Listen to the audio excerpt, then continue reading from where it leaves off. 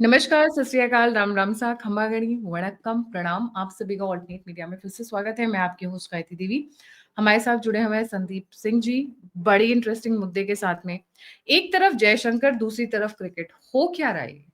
मतलब एक पाकिस्तान को पीटते जा रहे हैं। वैसे पाकिस्तान के लिए वैल्यू नहीं रही, पर वो ना उनके अच्छा मैंने आपको बताया नहीं संदीप भाई, पाकिस्तान के टीवी चैनल्स पे वहां पे फिर से जीत गए वो क्रिकेट मैच। ट्रॉफी भी रखी हुई है बगल में। They have won the cricket match by the way. And Jaishankar ji तो यूएस में जाकर जो कर रहे हैं, मैं ज्यादा डिटेल्स में नहीं बताऊंगी क्योंकि वो संदीप भाई मेरे से बेटर बताएंगे। बट एक चीज जरूर कहना चाहूंगी, the moment has come and you cannot blackmail, you cannot muscle flex. कल हार्वर्ड लुटने का जो स्टेटमेंट आया था which was very offensive, we will fix Brazil and India. How dare you speak that language? चाहे वो छोटे से छोटा कंट्री, लिसोथो जैसा कंट्री हो, या गाम्बिया जैसा कंट्री हो, आर्मेनिया जैसा कंट्री हो, छोटे बड़े चाहे आपको 200 हो दुश्मन, तो how can you use that kind of a language? Fix, they can not react, ऐसा स्टेटमेंट है उनका। How dare they use that? आप रिस्पेक्ट करना भूल गए हो? आप इज्जत देना भूल गए हो? या आप अपने आप को शहंशाह समझने लगे हो? शुरू करते हैं Sandeep ji. A very warm welcome on the show. Multipolar world को चैलेंज कर रहे हैं जयशंकर, बट कल की स्टेट्समेंट्स कुछ अलग हैं और कुछ ज्यादा मजेदार हैं जी। नमस्ते गायत्री जी, आपके दर्शकों को नमस्कार, नवरात्र की शुभकामनाएं। और जो उसने स्टेटमेंट दिया ना, इंडिया को फिक्स करूंगा, तो उसके लिए हमारे यहाँ राजीव श्रीवास्तव जी लेजेंड कॉमेडियन है, उन्होंने एक कमेंट छोड़ा है मार्केट में। वो जीवित रहेगा, वो सदैव के लिए रहेगा। हाय कर लो पहले तुम। हाय कर लो पहले। तो देखिए, ये स्टेटमेंट्स आती हैं घमंड से, अहंकार से। जो हमारी आपकी पिछली वीडियो में बात हुई थी कि रावण इसी घमंड का मारा था। तो ये जो, अगर आप एकदम इनको रावण समझेंगे ना, तो इनकी बातें एकदम समझ में आ जाएंगी कि ये इसी प्रकार के शब्दावली का इस्तेमाल करेंगे। यही चरित्र है, यही प्रवृत्ति है, यही इनकी प्रकृति है। ये इससे हट नहीं सकते, इन्हें यही करना है। जब तक ये ऐसा नहीं करेंगे, तब तक आपका, हमारा, भारत की बहुत मैक्सिमम जनता का अमेरिका से मोहभंग कैसे होगा, टूटेगा कैसे? अरे अमेरिका अच्छा था, बहुत बढ़िया, वहां तो बहुत शानदार लाइफस्टाइल है, ये है वो है। भाई साहब, वो तुमको अपनी जूते की नोक पे रखते हैं जैसे अंग्रेज रखते थे। आपको अब अमेरिका में अंग्रेज दिखना चालू हो जाना चाहिए, क्योंकि वो आपको वही समझते हैं। ठीक है, आपको नौकर बना लेंगे, सीईओ बना लेंगे, बगल में नहीं बिठाएंगे, कंपनी की ओनरशिप नहीं दे देंगे। So don't worry. आप किसी में भी जरा सा स्वाभिमान है, वह धीरे धीरे धीरे धीरे अमेरिका से अपनी कन्नी काटना शुरू करेगा, जैसा भारत के नेतृत्व आज के समय में कर रहा है। मोदी जी कर रहे हैं, और मोदी जी के जो दूत हैं, इस बार जो जयशंकर जी गए हैं यूएनजीए की मीटिंग में, तो मुझे एकदम साफ दिखा कि एक अंगद गए हैं वहां पर। और अमेरिका ने मना किया कि ब्रिक्स की मीटिंग यहाँ नहीं होगी, उन्होंने कहा यहीं होगी। अपना पांव गाड़ दिया और कहीं हिला के दिखा दो, और ब्रिक्स की मीटिंग की। मैं, आप सोचिए कि Brazil, Russia, India, China, South Africa, इन पांचों देशों में से ये ब्रिक्स की मीटिंग कहीं भी हो सकती थी, और ये लोग उस पर्पस से गए भी नहीं थे। ये तो यूनाइटेड नेशन जनरल असेंबली की मीटिंग के पर्पस से गए थे, सबके फॉरेन मिनिस्टर्स। इन्होंने सबको बुला लिया। अच्छा, ऐसा थोड़ी है कि पहले से पता नहीं होगा, आपस में तय पहले से होगा।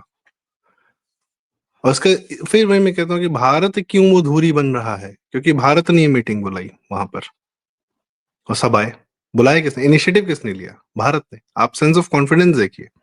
वो फिक्स करना चाह रहे हैं सात समंदर पार बैठ के कि इंडिया ब्राजील को फिक्स करेंगे। वो तुम्हारी धरती पे बैठ के, तुम्हारी छाती पे बैठ के पांव गाड़ दिया कि भैया अब हिला लो मेरा पांव, यही होगी ब्रिक्स की मीटिंग। और इस समय अमेरिका को, यूरोप को और वेस्टर्न पावर्स को सबसे ज्यादा चिढ़ अगर किसी चीज से है तो वो है ब्रिक्स से। क्यों? देश, दुनिया की 80% ऑयल प्रोड्यूसिंग कंट्रीज और दुनिया की 80% ऑयल कंज्यूमिंग कंट्रीज, सब ब्रिक्स में है इस समय, और आना चाहते हैं।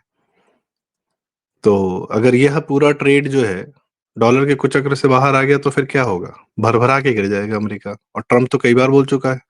ट्रम्प के पास आज के डेट में जान रहा है कि अब डॉलर की ताकत खत्म हो रही है, तो बेचने के लिए है क्या? उसके पास अपना तेल है, जो वो जबरदस्ती बेचना चाहता है, जो भारत नहीं खरीदना चाहता, जो चाइना नहीं खरीदना चाहता। ठीक है, तो जबरदस्ती बेचना चाह रहा है, लेकिन खरीदने वाला कोई है नहीं। और क्या बचा तुम्हारे पास? तुम दुनिया में जाके मिनरल्स और इस तरीके की चीजें क्यों ढूंढ रहे हो? क्योंकि तुम उस पर अपना आधिपत्य चाहते हो। अब ये वापस जो डॉलर कागज था इनके पास, उससे हटके वापस एक्चुअल जो वैल्यू होती है, जिन चीजों की वैल्यू तो टेंजिबल चीजों की वैल्यू होती है, उस पर ये वापस जा रहे हैं। उनको जाना पड़ेगा। इसीलिए सारी मार हो रही है कि इस इलाके में हम डील, यूक्रेन का हमको मिनरल चाहिए, बलूचिस्तान का मिनरल हमको चाहिए, और हमारा जो तेल है दुनिया खरीद ले, क्योंकि इनके पास भी कुछ है नहीं दुनिया को बेचने के लिए। और अगले 10 5 10 साल में जैसे ही ये डॉलर का तंत्र खत्म होगा, फिर अमेरिका के पास बेचने के लिए कुछ रह नहीं जाएगा। भाई चाइना अपना खाना प्रोड्यूस करेगा, अपना खाना खाएगा, भारत अपना खाना प्रोड्यूस करेगा, अपना खाना खाएगा, जिसको खाना एक्चुअली तो अफ्रीका में खेती कर लेगा, कुछ कर लेगा। और आप ये देखिए, अफ्रीका की बात कर रहा हूँ, राम जी की बानर सेना थी। मैं बानर सेना की वैसे मैं कोई रेसिस्ट की बात नहीं कर रहा हूँ। वानर जो है, अभ्युदय अगर आप पढ़ें नरेंद्र कोहली जी की, तो एक्चुअल में जो जंगल में उतर के वन के नरों से राम जी ने अपना स्थापित किया था प्रेम सौहार्द। और जंगल में उतरे तो कौन जानता था उनको, बहुत ज्यादा लोग नहीं जानते थे, लेकिन धीरे धीरे अपने व्यवहार, अपनी मर्यादा, अपना उनके प्रति जो प्रेम था, करुणा थी, जो भी भाव था, उससे उन्होंने जंगल के लोगों को अपना बना लिया। इस हद तक अपना बना लिया कि वो उनके पीछे खड़े होकर उनकी सेना बन गए। आप देखिए मोदी जी, भारत की ही बात करता हूँ, भारत जब निकला वैक्सीन देने, तो दुनिया में सबको दिया, अपनी करुणा दिखाई कि मैं इस समय, इस मौके पर मैं किसी को एक्सप्लॉइट नहीं करूंगा, और मजबूती से खड़ा होकर अपनी वैक्सीन बनाऊंगा, सही वैक्सीन सारी दुनिया को दूंगा, मुफ्त में दूंगा, एक्सप्लॉइट नहीं करूंगा मैं। तो करुणा दिखाई, ताकत भी दिखाई, करुणा भी दिखाई।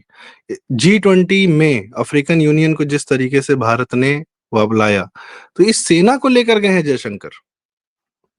ये आपकी सेना भी तैयार हो रही है, लंका जलाने के लिए आपको सेना भी तो चाहिए, और दुनिया से आपको ये सेना मिल रही है। छोटे छोटे देश, जिसने आपने बात की कि छोटे देश, उनका भी तो आत्मसम्मान है, उस आत्मसम्मान को भारत ने अहमियत दी। मोदी जी ने कहा ना कि जिसको कोई नहीं पूछता मैंने उसको पूजा, अरुणाचल में कहा, नॉर्थ ईस्ट में। और ये काम मोदी जी ने सबसे पहले भारत में किया। भारत के जिस जनता को कोई नहीं पूछता था, शौचालय नहीं था, महिलाओं को कोई नहीं पूछता था, बिजली नहीं, ये नहीं, वो नहीं, कुछ नहीं था, उसको उन्होंने पूजा। तो ये करुणा का भाव सारी दुनिया के लिए, इसीलिए सब आज के डेट में मोदी जी के पीछे खड़े हैं। और अब जब ये ताकत जनता से मिली है, तो अब ये एग्रेशन दिख रहा है कि अमेरिका की ऐसी तैसी तुम्हारी छाती पे खड़े होके मैं सारी की सारी बातें कहूंगा और तुम्हारे यहाँ मीटिंग करूंगा सबसे। उसमें एक तड़का और क्या लगाया, रशियन फॉरेन मिनिस्टर से अलग बायलैटरल मीट चल रही है अमेरिका की धरती पे, भारत और रशिया की। अमेरिका कह रहा है कि तेल नहीं खरीदोगे, वहां वो हंसते खिलखिलाते, जैसे मोदी और पुतिन मिलते हैं दोस्ती यारी में, वैसे ही जयशंकर जी और वहां के फॉरेन मिनिस्टर आपस में हंसते खिलखिलाते हुए जा रहे हैं, वो वीडियो रिलीज कर रहे हैं कि भाई वी आर वेरी हैप्पी, कुछ उखाड़ना उखाड़ लो। मैं sorry for my language, but this is what they are messaging. ये डिप्लोमेसी कर रहे हैं, और ये अंगद की डिप्लोमेसी है कि यहीं खड़ा हूं, जो करना है कर लो, यहीं बैठा रहूंगा और तुम्हें छाती पे चढ़ के बैठ जाऊंगा, दम हो तो आके मेरा पांव हटा के दिखा दो। ये मैसेज है। और हम जयशंकर, मैं ये बात इसलिए कह रहा हूँ क्योंकि जयशंकर जी स्वयं कई बार डिप्लोमेसी में हनुमान जी की बात कर चुके हैं। अभी हनुमान जी तो, अभी तो हनुमान जी गए थे तो लंका जलाई थी, तो अभी वो सीन नहीं आया है अभी। ठीक है, पैरेलल्स की बात है तो ऐसा नहीं कि एकदम उसी सिलसिलेवार तरीके से होगा, पर जो दिख रहा है वो यही दिख रहा है। दूसरा, आप ये एग्रेशन देखिए, भारत को जब ताकत मिलती है तो भारत में एग्रेशन आता है। आप अपने स्पोर्ट्स पर्सन में एग्रेशन देखिए, क्रिकेट में एग्रेशन देखिए। ये एक हमसे ना उम्मीद की जाती थी कि अरे यार हमारे खिलाड़ी क्यों नहीं हमारे लोगों के लिए बात करते हैं। दुनिया में हर खिलाड़ी जो है किसी अपनी देश के लोगों के विक्टिम के लिए, कोई फिलिस्तीन के लिए, कोई इसके लिए कोई काला पट्टा बांध ले रहा है। स्टेडियम्स जो हैं एक्सप्रेशन ऑफ वो हो गए थे। फिल्म फेस्टिवल्स वगैरह में यही होता है कि अरे ये फिलिस्तीनी विक्टिम है, उनके लिए हम कुछ कहना चाहते हैं। ये सब चल रहा था। हम लोग के भारतीयों के दिल में कचोट थी कि यार हम भी तो विक्टिम रहे, हमारे पे हमारे हम भी तो, हमारे लोग भी तो बम हमलों में मरे हैं, पहलगाम में मरे हैं, बम्बई में मरे हैं। हमारे लिए कौन कब बोलेगा। यही 26/11 के बाद किसी बॉलीवुड वाले ने, किसी क्रिकेटर ने कभी ये नहीं, सब बम्बई में बैठते हैं। किसी ने कभी किसी फील्ड पे जाके कहा कि हम जो है ये जीत श्रद्धांजलि अर्पित करते हैं। उसके बाद ही तो जीता आप लोगों ने, क्रिकेट वर्ल्ड कप जीता, पता नहीं क्या क्या जीता। कभी कह पाए, नहीं कह पाए। आज सूर्य कुमार यादव बोलता कि मेरी फीस पूरे पूरे इस पूरे एशिया कप की फीस, एक पैसा नहीं लूंगा इस पूरे एशिया कप से, जा रहा है ये सेना के लिए, मैं अपनी सेना को मान देता हूँ। आपकी सेना को भी तो बल चाहिए, आपकी सेना को भी तो लगना चाहिए कि हाँ यार मैं सही लोगों के लिए लड़ता हूँ, सही लोग के लिए मरता हूँ। वरना पहले सेना को भी फील होते थे कि अबे यार किन गधों के लिए अपनी जान गंवा रहे हैं, देश के अंदर साले एक से गधे बैठे हुए हैं। Sorry for my language, but this is what I have heard. तो नाउ अब सेना को लगता है कि भैया मैं सही लोगों के लिए लड़ता हूँ, और जो अगर हम लड़के अपनी अपनी अपनी पूरा शौर्य दिखा रहे हैं, पराक्रम दिखा रहे हैं, तो उसका सम्मान हमारी जनता कर रही है, और जनता एक्नॉलेज करती है। जिन क्रिकेटर्स को भारतीय जनता मानती है, वो क्रिकेटर सेना को मानते हैं। तो भारतीय जनता का सारा मान तो चला गया ना सेना के पास, और अभी गली मोहल्ले में खड़े होकर बतिया लीजिए, बताएगी सेना के खिलाफ कोई बात करके दिखा दे। और इस समय तो हमारी यूपी में I love you UP police चल रहा है। जिस प्रकार से अच्छा, आई लाठी लव यू डंडे, यूपी। हाँ आई लव नहीं, यूपी पुलिस चल बट रहा है। हम्म एक चीज बड़ी इंटरेस्टिंग हुई थी, क्योंकि जब ये आई लव हम्म वाला जो स्टार्ट हुआ था, हम्म हम्म हम्म। बहुत सोचा समझा था ये, क्योंकि एक आई लव डैश वाले का पोस्टर फटता, ब्लास्फेमी की स्टार्टिंग होती, नुपुर शर्मा वाला कांड रिपीट होता, अक्रॉस भारत प्लानिंग ये थी। उस पे स्टार्ट कर दिया आई लव महादेव। अब आप बताओ क्या करोगे? I love bulldozer, I ma'am love you. Desperation, आप डेस्परेशन की इंतहा देखिए कि सड़क पे लाना पड़ा अपने आराध्य को। सड़क पर कब लाना यही पड़ा। Yes, that is a very important point. मतलब ये इंतहा हम हो गई। हम अपने आराध्य को बचाने के लिए खुद खड़े हो जाते हैं। हमारे पूर्वजों ने अपनी गर्दनें कटाई हैं कि हमारे आराध्य इसी मंदिर में रहेंगे, हम इनको, और बहुत कभी बहुत अत्याचार हुआ तो शिवलिंग लेकर कुएं में कूद पड़े, या कहीं लेके चले गए, या कुछ भी किया, मूर्तियों को लेकर छिपा लिया, कुछ भी किया। पर उनको सामने नहीं लाए कि पहले इनको फाड़ो फिर हम जो है बताएंगे तुमको। ये विपरीत चरित्र है। हम पहले अपनी जान गंवाते हैं, तुमको जो है लड़ने के लिए बहाना चाहिए तो तुम उनको सड़क पे ले आए हो। अब मैं क्या बोलूं, क्योंकि तो आप खुद ला रहे हैं, आप खुद पोस्टर डिजाइन करके ला रहे हैं। फिर उसमें जो आपने कथन कहा कि भैया अगर कुछ एक पोस्टर भी फट गया, जल गया, तो हम आग लगा देंगे। तो भाई लाओ ही उन मत ना सड़क पे, क्या जरूरत है? ये लबैक क्या होता है? ये तो पाकिस्तानी भाषा है, विशुद्ध पाकिस्तानी भाषा है, लबैक लबैक जो कर रहे हो सर तन से जुदा। ये विशुद्ध फिर क्यों न माना जाए कि तुम जो यहाँ के पाकिस्तान हो, भारत के मिनी पाकिस्तान हो? तुम्हारी हरकतें, तुम्हारी बातें, तुम्हारा लहजा, तुम्हारी कौन सी चीज से तुम पाकिस्तान, अब पाकिस्तान भी तो मुखौटा है, हो तो अल्टीमेटली इस्लामिक ही। ये सब तो इस्लाम से निकला हुआ है, पाकिस्तान भी तो इस्लाम से निकला हुआ है। 47 से पहले कहाँ था? अरे वो बिल्कुल और सही। उसका इलाज यहाँ एक यही है, यहाँ ऑपरेशन यहाँ सिंदूर। पर नरेंद्र मोदी जी ने जब ट्वीट किया है, वो तो एक अलग ही लेवल की चीज हो गई। अच्छा, मैम, आपने सूर्यदेव वाले हम्म में एक पॉइंट आप शायद मिस कर गए हैं। जब हम्म सूर्य जी, जो भी इनका आप नाम है, मैं सूर्य क्रिकेटर कुमार कौन, यादव।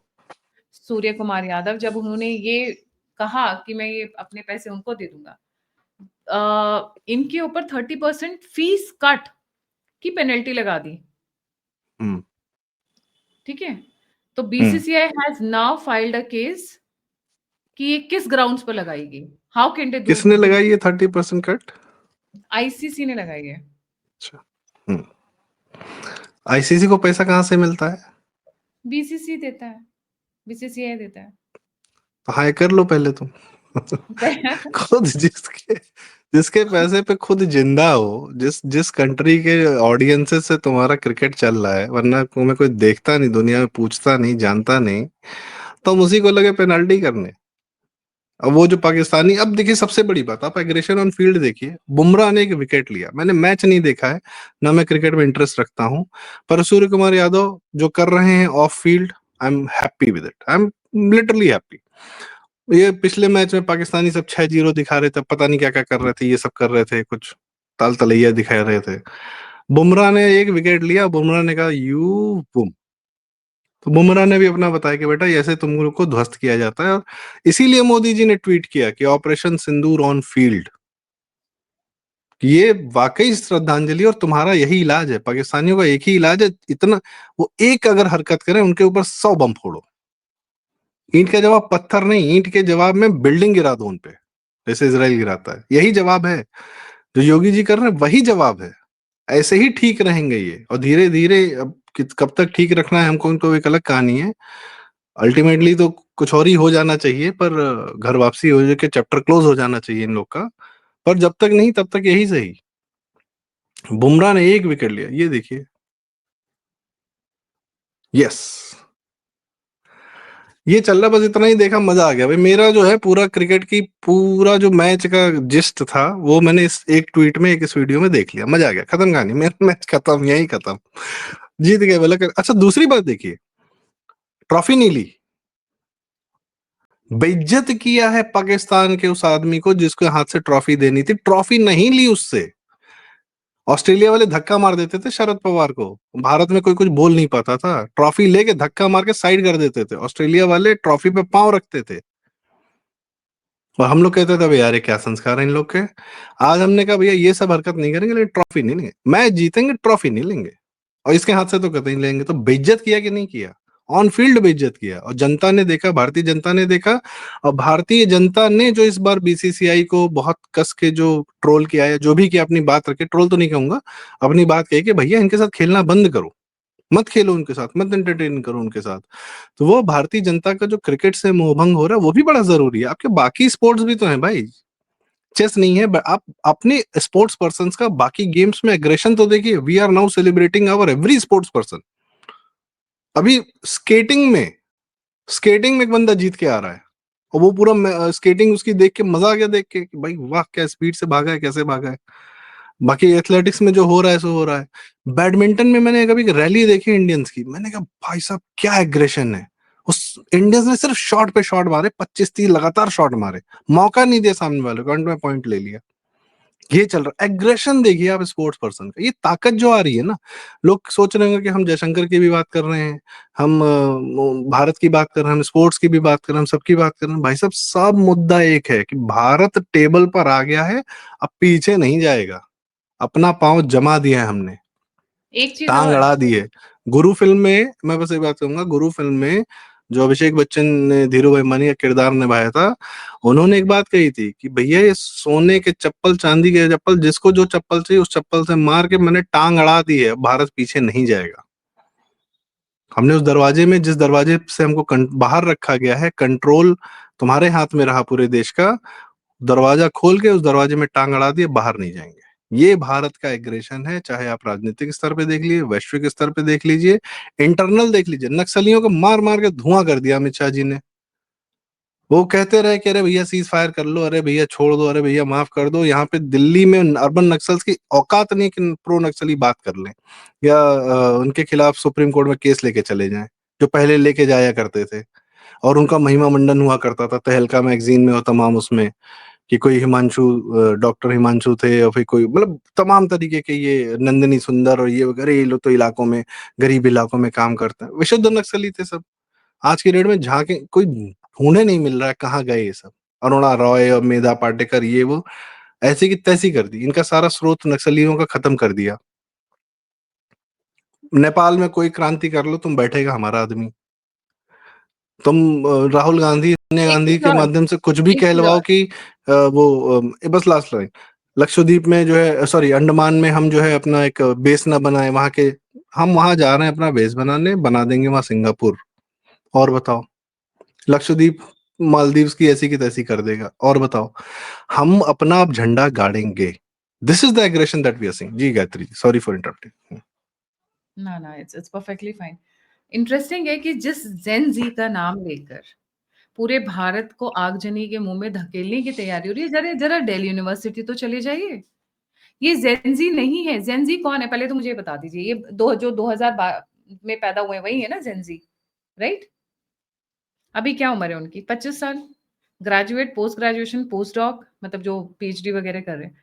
ये बच्चे पढ़े लिखे हैं, ये बच्चे अंडरस्टूड हैं। ये जो जेनजी टर्म इस्तेमाल किया गया है, ये हमारी वेस्टर्न इंटेलिजेंस एजेंसी जो हर देश में कूड़ा कबाड़ा करने आती है, हर देश में बवाल मचाने आती है, उन्होंने इस्तेमाल किया। अब इसमें कंपोनेंट्स कौन कौन है? इसमें कंपोनेंट्स हैं टोपी वाले भाई लोग ज्यादातर। अगर नेपाल की भी बात करें तो जेनजी वाज नॉट रिस्पॉन्सिबल। जो ये टर्म यूज करते हैं Gen Z, they were not responsible for burning the parliament, they were not Ladakh responsible. में कश्मीर से गए थे मुसलमान आग लगाने, एग्जैक्टली। और अभी ये जो डोडा मौलवी जिले से। मौलवी रजा, जिनको अभी कल अरेस्ट किया है यूपी पुलिस तौकीर ने, रजा। तौकीर रजा। तौकीर रजा ने कम से कम 60-70 कॉल किए हैं अपने ही जेंजी को इकट्ठा करने के लिए। अब ये जेंजी कौन है मैं बता, बेसिकली जेंजी वो है ही नहीं जो ये डिस्क्राइब कर रहे हैं। उन्होंने एक टर्म हैपहैजर्ड सी टर्म इस्तेमाल कर ली है। उसमें 30 प्लस एज के लोग हैं। 30 प्लस में तो 25 साल के बच्चे होने चाहिए, अब ग्रेजुएट कॉलेज ये वाले स्टूडेंट्स होने चाहिए। ये सारे हैं टोपी वाले लोग। आसमानी वाले लोग, आधे से ज़्यादा ना, या फिर मैं बोलूँगी 80%। उसमें 2-4 इधर-उधर परसेंटेज आते हैं, देखिए अब वो तो अनअवॉइडेबल है, जो ब्रेन वॉश होता है, एक फेंस सिटिंग सिंधु होता है, जिसके बारे में आज दिल्ली यूनिवर्सिटी में फेस्ट चल रहे हैं उनके, क्योंकि ये मौसम होता है फेस्ट का, आप भी जानते हैं संदीप भाई, कि अक्टूबर के महीने में हर कॉलेज में प्रोग्राम्स ऑर्गेनाइज़ होते हैं। जो सबसे बड़ा फेस्ट है, जाकर वहाँ पर देखिए गाने क्या चल रहे हैं, और आपको पता चल जाएगा कि कितना मिसलीडिंग है ये वर्ड जेन ज़ी। एक ही नारा, एक ही नाम।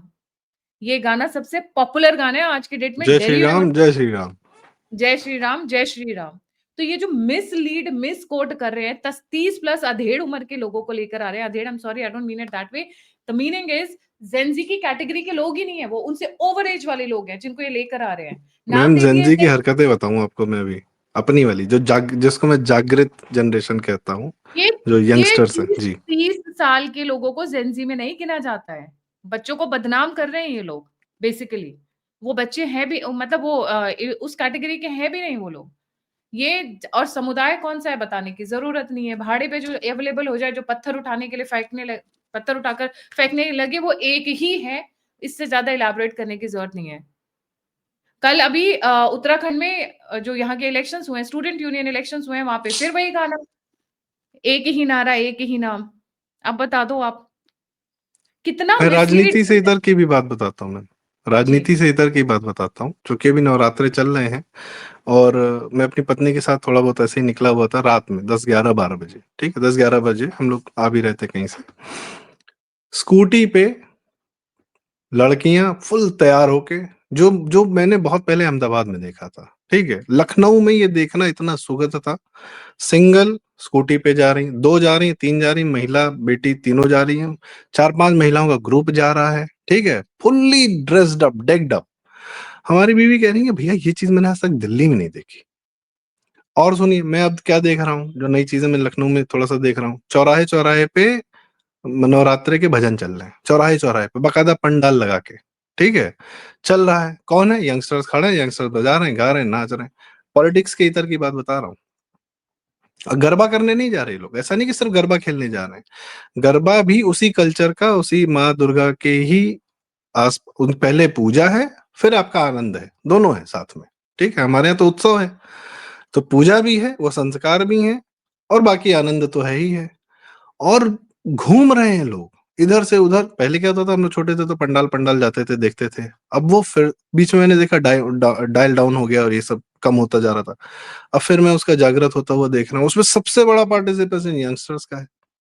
और जिसको पॉलिटिक्स से मतलब नहीं है, उसको उसके अंदर सेकुलरिज्म है नहीं, उसके अंदर एक चीज है, हिंदू धर्म।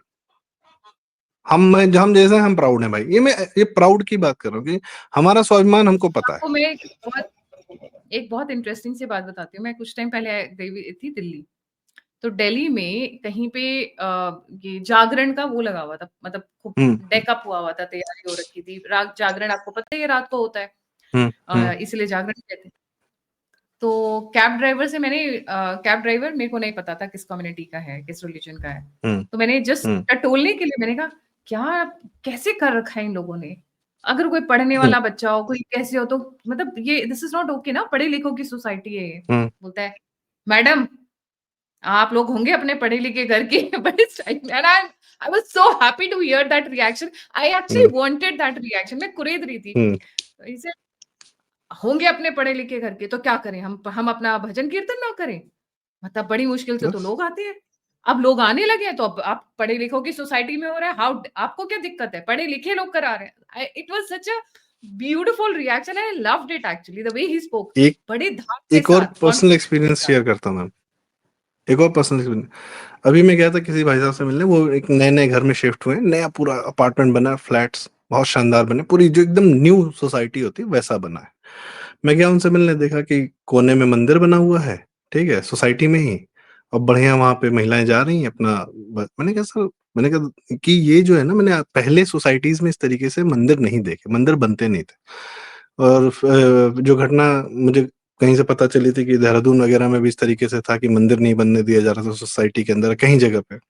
मैंने कहा ये नहीं, वहां मैं हुआ अभी था, भी लेकिन आपको यहाँ देखना सुखद है। रिलेटिव। तो उन्होंने बताया कि 10-12 लोग थे, उतरे लगे वही गोल टोपी टाइप, कि हम जो है क्या कहते हैं, बनने नहीं देंगे।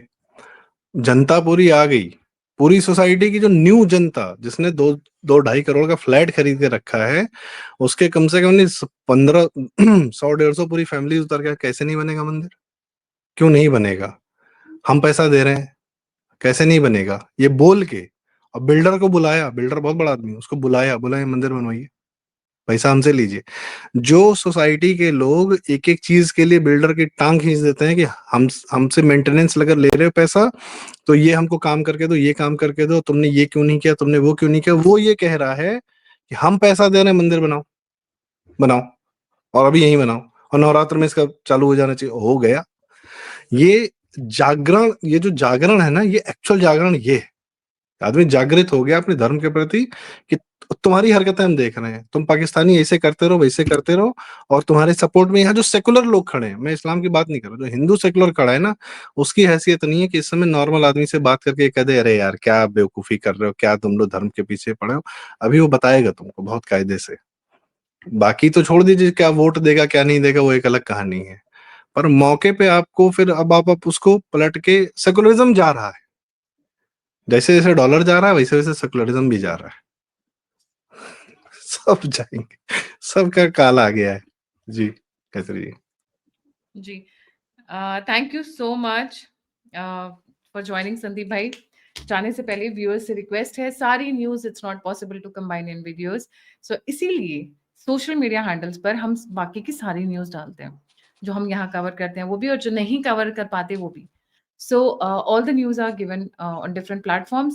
My Telegram handle, my X handles are right there on the screen. Please follow us there.